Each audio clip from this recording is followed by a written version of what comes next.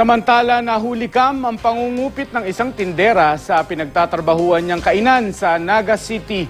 Sa Cebu City naman, nahulikam din ang pang-hold up ng dalawang lalaki sa isang internet shop.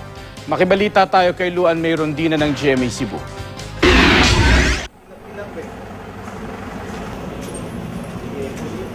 Pasado alauna ng madaling araw kanina nang pasukin ng dalawang lalaking ito ang isang internet shop sa Cebu City.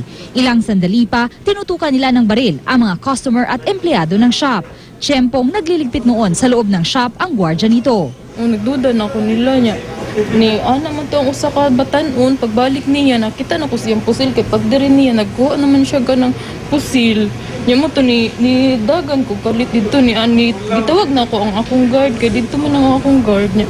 Nako siyang gitawag. Ayon pa sa gwardya, nakatabi noon ang kanyang baril kaya hindi na siya nakadepensa pa ng tutukan ng baril ng mga hold-upper.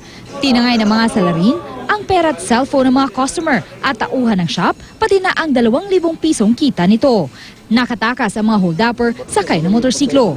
Ayon sa pulisya, ito na ang ika-4 na beses na na-hold up ang naturang internet shop. Sa Naga City naman, nahulikam ang pangungupit ng isang tindera sa pinagtatrabahuan nitong kainan. Makikita sa video ang pag-abot ng isang customer sa kanyang bayad sa tindera. Pero imbis na ilagay sa cash register ang pera, sininok niya ito sa kanyang kamay at nagpunta ng CR. Makalipas ang ilang minuto, bumalik siya na parang walang nangyari.